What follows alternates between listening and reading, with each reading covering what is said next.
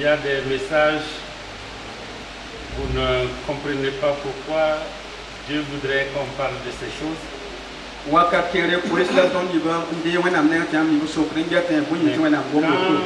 cela est pressant dans votre cœur, quand vous avez cette impression que Dieu met l'accent sur quelque chose, malgré les messages que vous avez préparés en attendant,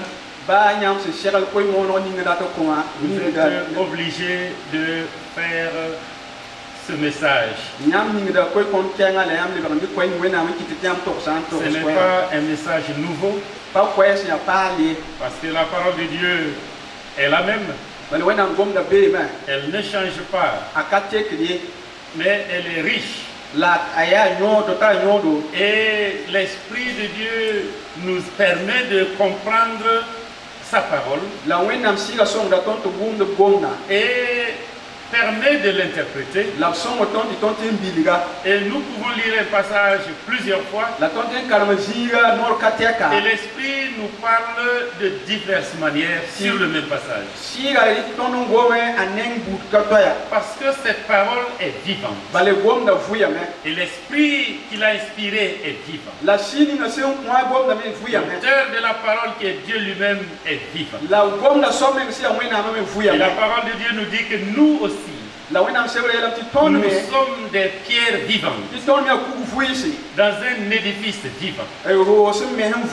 Et Jésus dit, je ne vous dirai pas tout. Et quand l'Esprit viendra, il va tout vous expliquer. Et nous bénissons le Seigneur pour la présence du Saint-Esprit qui nous parle, qui nous enseigne. Ce matin, comme je disais, ce n'est pas un message nouveau. Mais mon thème est le suivant. Vivre la vie de disciple dans le foyer. Ou comment notre relation de disciple à notre maître doit se manifester dans notre foyer. Quelqu'un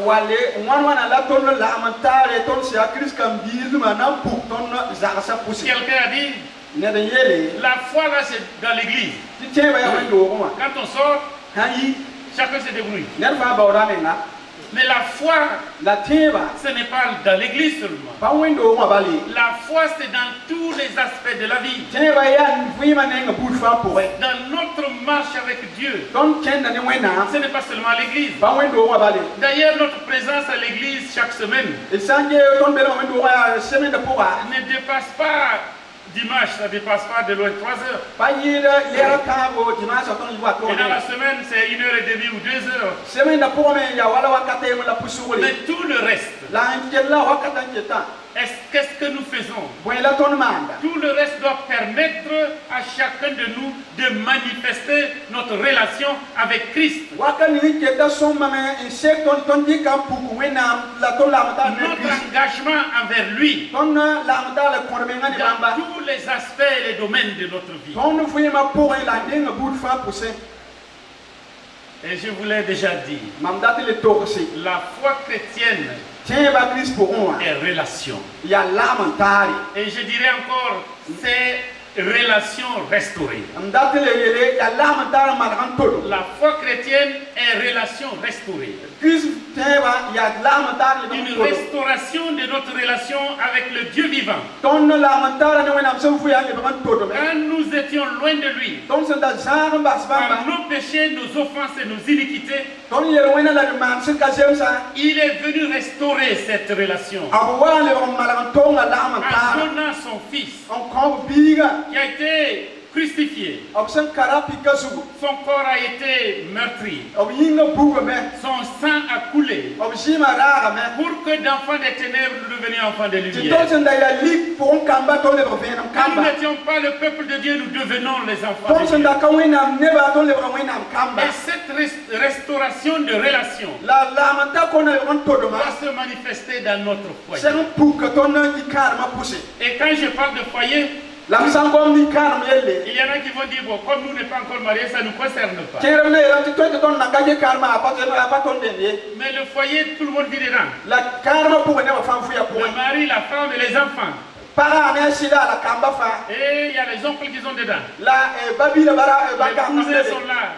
Les neveux sont là. Nous devons manifester notre vie de disciple dans notre foyer. Je ne le dirai pas assez. À la suite d'autres personnes reconnaissent que le foyer, qui reconnaissent que le foyer, c'est la base même de la construction de la société. Et le diable a toujours œuvré pour donner une mauvaise vision du foyer. Donner des exigences qui ne construisent pas le foyer, qui ne permettent pas au foyer de refléter ce que Dieu veut pour l'humanité. Nous allons lire ensemble dans l'épître de Paul aux Colossiens, au chapitre 3. Du verset 18 au verset 25. Colossiens, chapitre 3, verset 18 au verset 25. Voilà ce qui est écrit. Femmes, soyez soumises à vos maris, comme il convient dans le Seigneur. Marie, aimez vos femmes et ne vous aigrissez pas contre elles. Enfants, obéissez en toutes choses à vos parents, car cela est agréable dans le Seigneur. Père, n'irritez pas vos enfants de peur qu'ils ne se découragent. Serviteurs, obéissez en toutes choses à vos maîtres selon la chair, non pas seulement sous leurs yeux, comme pour plaire aux hommes, mais avec simplicité de cœur dans la crainte du Seigneur. Tout ce que vous faites, faites-le de bon cœur, comme pour le Seigneur et non pour les hommes, sachant que vous recevrez du Seigneur l'héritage pour récompense. Servez Christ, le Seigneur. Car celui qui agit injustement recevra son injustice, et il n'y a point d'acception de personne. Alléluia. Alléluia. Alléluia. Alléluia. La vie de disciple dans son foyer exige des responsabilités selon le plan de Dieu. Responsabilité envers Dieu, responsabilité des époux entre eux, et responsabilité des enfants envers les parents, et des parents envers les enfants. Responsabilité de la femme. Voilà ce que Dieu nous révèle par la bouche de son serviteur Paul. Il dit, femme, soyez soumises à vos maris comme il convient dans le Seigneur. Aujourd'hui, cette expression de soumission dans un mouvement, dans le temps des mouvements de libération de la femme, d'un féminisme désorganisé ou désorienté, on poussait le pion très loin. Mais quand Dieu parle de la soumission, d'abord considérons le contexte juif de la chose. Dans le contexte juif, la femme n'était que la possession de l'homme. Comme sa maison, comme ses animaux, comme sa richesse, c'est simplement une propriété, une possession. Et la femme n'avait droit à rien. Et les Juifs même faisaient cette prière. Seigneur, je te remercie de m'avoir créé juif et d'avoir fait que je ne suis pas une femme. Alors qu'ils sont nés de femmes, voyez-vous.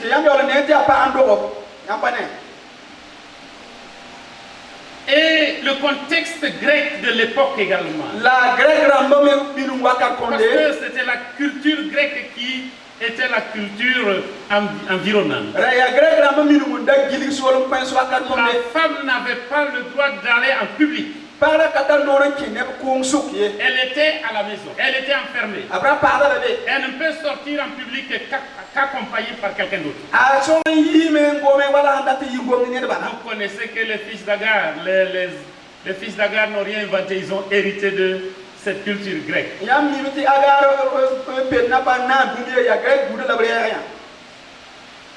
Et la femme n'avait droit à rien. Et Jésus vient avec une autre vision des choses.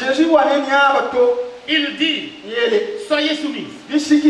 Mais il ajoute pour les hommes, Marie, aimez vos femmes. Marie, je vous ordonne d'aimer votre femme. Quand vous aimez votre femme, vous ne l'enfermerez pas, vous ne lui priverez pas de liberté, vous ne la considérez pas comme une possession. Quand vous l'aimez, vous la considérez comme égale à vous, comme devant hériter des bénédictions et des grâces de Dieu, hériter ensemble du royaume de Dieu. C'est pourquoi il y a cette balance de soumission et d'amour.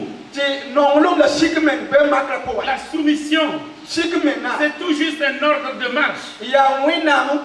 Ce n'est pas supériorité, infériorité. Il y a un ordre de marche. Dans une armée, quand il n'y a pas d'ordre de marche, les gens vont prendre des décisions qui ne vont pas aboutir. Si chacun fait comme bon lui semble, même devant l'ennemi, l'armée ne tire pas au hasard. Il faut d'abord que quelqu'un avance et il déclare feu avant que les gens ne tirent. Si vous tirez avant qu'on dise feu, vous êtes indiscipliné et vous pouvez causer la perte de toute l'armée. C'est pourquoi il y a un ordre de marche. Et l'homme est placé devant. Comme quel est le rang de celui qui est devant? Disons le capitaine. Comme le capitaine. Il est devant. Est-ce que quand il y a un danger, qui va recevoir le coup premièrement? N'est-ce pas celui qui est devant? Et Dieu dit, homme, passe devant. Passe devant. Il y a des dangers. Il y a une direction de marche. Mais toi tu es devant. Ne démissionne pas. Marie ne démissionne pas. Marche devant. Marche devant. Et quand tu marches devant, tu donnes la vision. Tu donnes la direction. Et tu protèges ceux qui suivent. Tu protèges ceux qui suivent. C'est ça être devant. Et vous savez, parfois, celui qui est devant a peur. C'est pas au Burkina, il est arrivé ailleurs. Ou celui qui est devant, il est complètement paniqué. Il ne sait pas comment faire. Celui qui est son subordonné derrière est beaucoup plus courageux. Mais les galons là, ça ne lui permet pas de commander. Il y a celui qui est devant. Moi je peux commander. Mais donne-moi ces galons là. Et il enlève ses galons.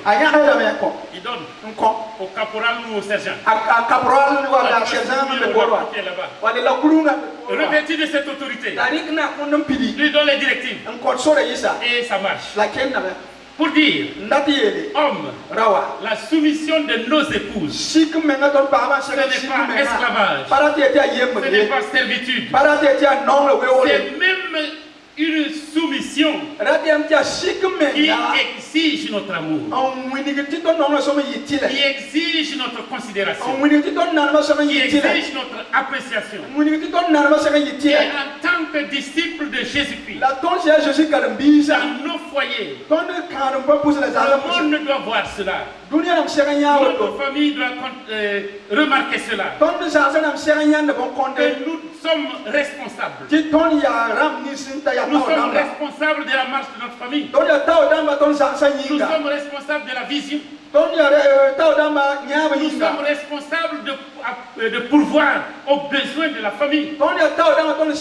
Certains maris ont démissionné. Ils ont démissionné. Et ils n'apportent rien. Ils ne se préoccupent de rien. Ils ne donnent pas de direction de marche. Puisse le Seigneur m'aider, nous aider à jouer notre rôle de disciples responsables dans nos foyers. Puisse le Seigneur aider nos sœurs à démontrer leur vie de disciple dans la soumission. La soumission n'est pas toujours facile. Quand vous avez un mari irascible qui n'écoute rien, qui n'est comme si vous avez parlé au vide, un mari qui ne sait pas quand vous avez mal à la tête, un mari qui, ça fait combien de mois il n'a pas donné le nasongo, alors qu'il mange dehors. C'est des maris démissionnaires. Ce n'est pas la responsabilité. Même quand vous avez un mari de ce genre-là, démontrez que vous êtes soumis. Vous êtes soumis. Vous lui parlerez avec humilité, comme étant le chef de la famille. Mon mari, en tout cas, pas le soir avant de vous coucher, pas très tôt en vous levant.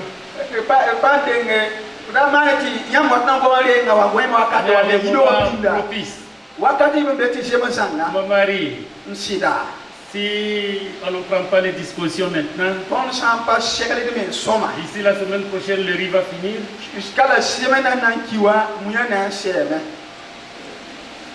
Pour qu'il s'organise. Mon mari, je sais que la situation est difficile. C'est pourquoi je comprends que le Nasonga a diminué. Ça ne vient pas en son temps. Mais je prie pour toi, pour que demain tu puisses trouver le Nasonga pour moi. Sinon le plat que tu aimes, ça va être difficile. Parlez avec amour, avec humilité. Mais si vous dites, toi tu es quel mari même? Les autres là ne font pas comme ça. Ça ne va pas marcher. Que Dieu nous aide à être soumis. Marie, aimez vos femmes. Aimez vos femmes. Je le répète encore. Aimer, c'est avoir de la considération. C'est respecter. C'est pourvoir aux besoins. C'est rechercher le bonheur de l'autre. La plénitude de l'autre. La plénitude de l'autre. C'est la vie exemplaire du disciple. J'ai entendu ce témoignage. Une femme a témoigné. Moi, je me suis converti à cause de mon voisin et de sa femme. Je les regarde. Ils ne se bagarrent pas. Ils ne se bagarrent pas. Je regarde même. Quand ils reviennent du culte, là, faire la cuisine, l'homme est assis. Il aide même à couper les... Voilà, merci beaucoup. Toutes les points. Il participe à la cuisine. Il parle doucement à sa femme. Mais mon mari, c'est comme vraiment un chien arraché. Tu ne peux rien faire qui lui plaise. Que Dieu nous aide. Que notre vie de couple attire d'autres personnes à Christ. Il est dit, enfants, obéissez à vos parents. Obéissez à vos parents. C'est même un commandement suivi de bénédiction. Afin que tu prolonges tes jours sur la terre. Obéissance. Aujourd'hui, les enfants parlent beaucoup de leurs droits et ne pensent pas qu'ils ont des devoirs à faire. Obéir. C'est considérer que vos parents ont une grande responsabilité sur vous. Et vous leur devez obéir. Parce que, à moins que ce soit un père un peu qui ne se comprend pas très bien, il n'y a pas un père qui n'aime pas ses enfants. Il n'y a pas une mère qui n'aime pas ses enfants. Mais quand vous consommez d'autres choses,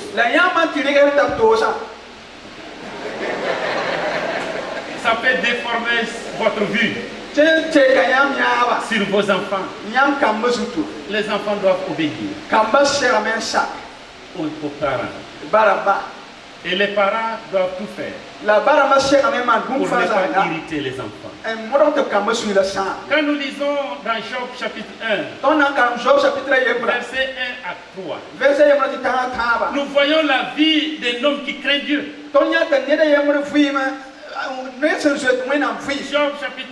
Job chapitre 1, verset 1 et au verset 3.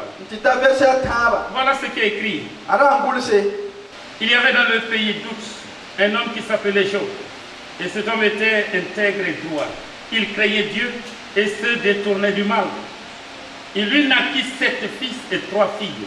Il possédait 7000 brebis, 3000 chameaux, 500 paires de bœufs, 500 ânes et un très grand nombre de serviteurs. Et cet homme était le plus considérable de tous les fils de l'Orient. Nous allons continuer un peu plus loin.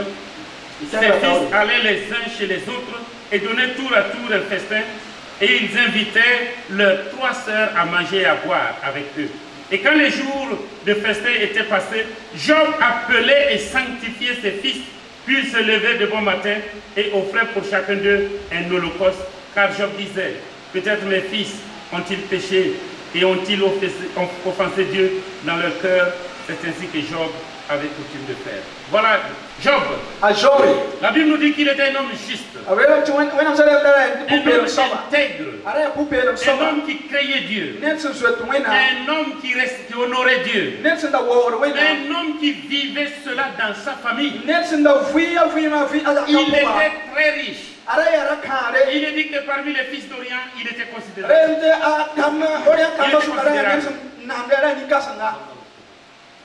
Il était considérable.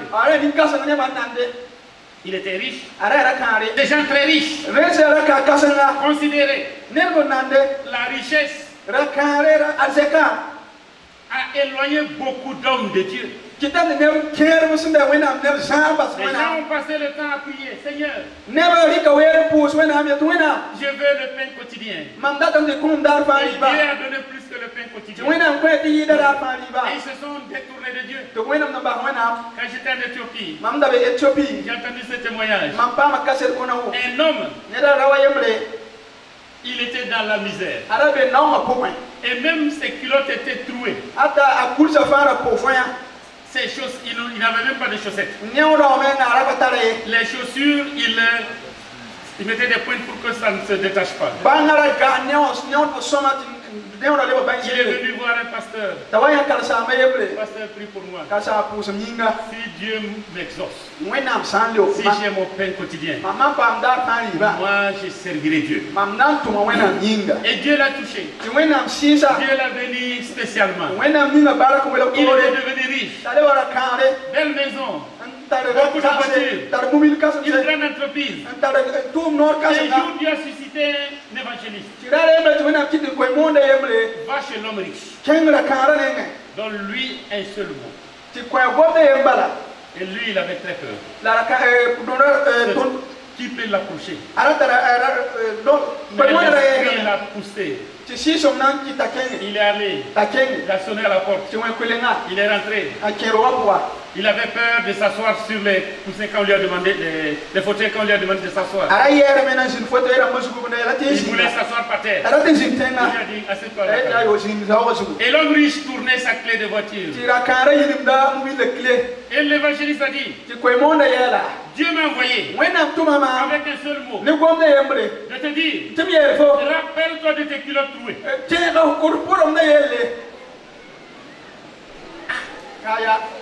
L'homme même ne comprenait pas. Pourquoi il doit dire ça à cet homme riche? Mais l'homme riche a été frappé. Il s'est rappelé. Et il s'est écroulé par terre. Il a pleuré. Je me répands. Je me rappelle encore de mes culottes trouées. Quand je m'approchais et demandais grâce à Dieu, la richesse l'avait éloigné de Dieu. Combien d'hommes et de femmes qui étaient attachés au Seigneur, qui suivaient le Seigneur à cause de la richesse, n'ont plus le temps de venir à l'église à cause de leur intelligence ou bien leur éducation. Ils sont devenus universitaires. Ils ont des diplômes doctoraux. Ils disent non, l'église ce n'est plus pour moi. Moi je suis au-dessus de cette assemblée-là. Je préfère rester chez moi. Je préfère rester dans les clubs. Les gens du même rang que nous. Si je viens à l'église, il y a des gens qui viennent, qui ne mettent pas le bon parfum.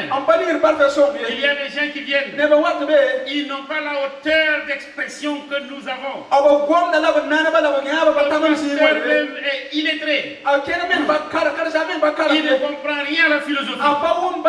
Nous n'avons assez d'entendre Jésus sauve. Nous voulons quelque chose de niveau élevé. Éloigné de Dieu. Mais Job est resté attaché à Dieu. Et cela, il le manifestait dans sa famille. La Bible nous dit qu'il avait 7 garçons et 3 filles. Et les enfants de riches. Les enfants de riches. Comment se comportent les enfants des riches?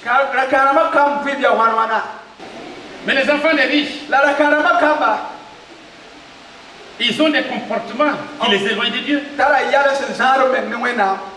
Ils ont des comportements qui révoltent la société. Comme si leur père ne leur transmettait pas de valeurs. Mais les enfants de Job se retrouvaient pour festoyer. Peut-être c'est des anniversaires. Peut-être c'est des succès au baccalauréat ou au BPC.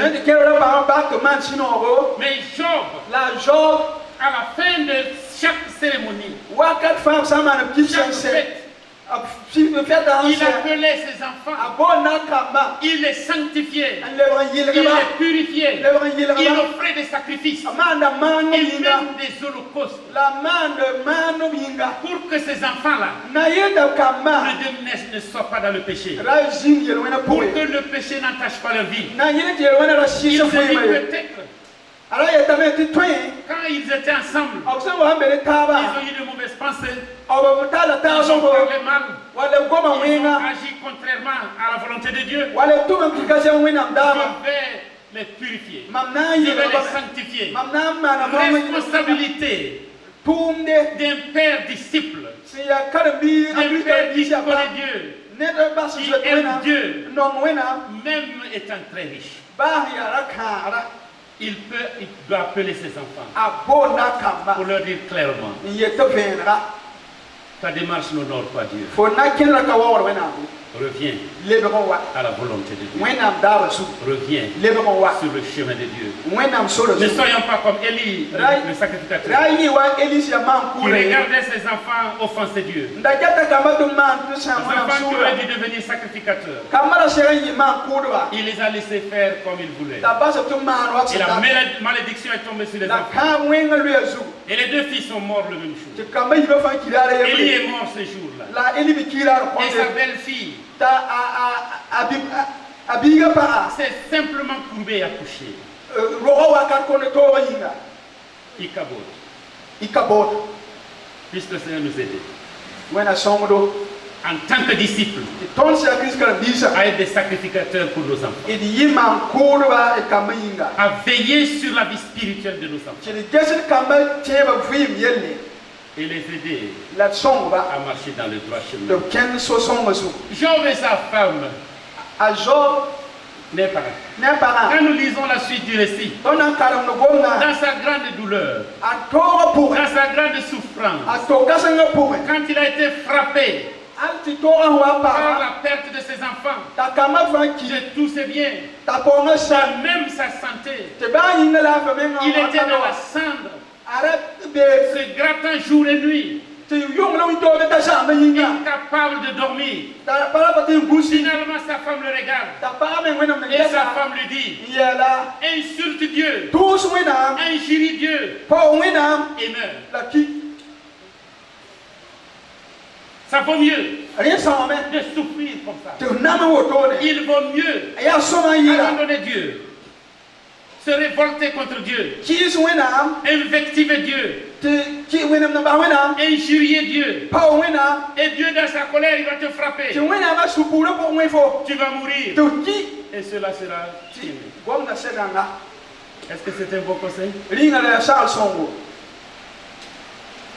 Est-ce que Job va répudier sa femme? Job a dit: tu es une femme qui ne comprend pas. N'est-ce pas Dieu qui nous a donné tout? N'est-ce pas Dieu qui a tout repris? Que son nom soit loué. Je voudrais dire, la femme responsable aide la vie spirituelle de son mari. Ne l'accompagne pas dans sa chute. Ne l'aide à revenir dans le droit chemin. L'épouse de Job n'a pas été un réconfort pour lui. Sa manière de l'aider, c'est de le voir mort pour finir avec la souffrance. Ça ne devrait pas être notre marche. Ça ne devrait pas être notre chemin. Simplement demandons à Dieu. Si le mari ne craint pas Dieu, ou bien si le mari est dans des difficultés, même dans notre cœur, ne souhaitons pas qu'il meure. Prions qu'il vive. Et que la grâce de Dieu se renouvelle. Job est un exemple de la vie des disciples dans son foyer. Puisse le Seigneur nous aider à refléter notre relation avec notre Maître dans chaque aspect de notre vie de couple. Il y en a qui vont connaître Jésus-Christ sans même des paroles. En regardant votre conduite chaste et réservée.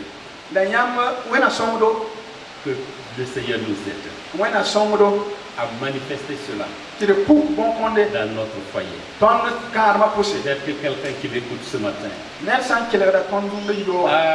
quelques bruits dans sa famille, quelques difficultés dans sa famille.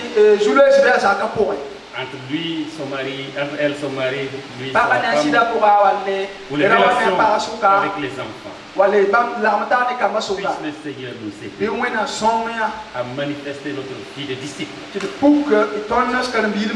à l'exemple de Job. Que le nom du Seigneur soit béni et qu'il nous accompagne. Nous voulons courber nos fronts de la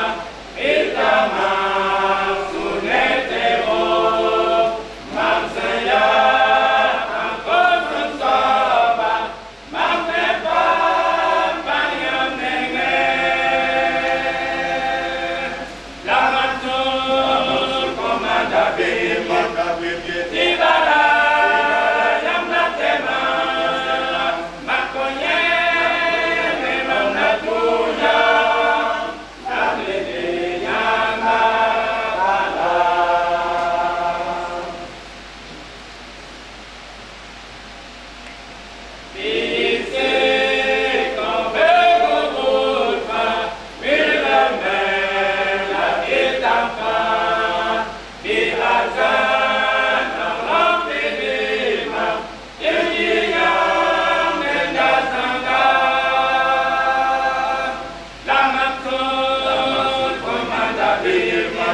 bien.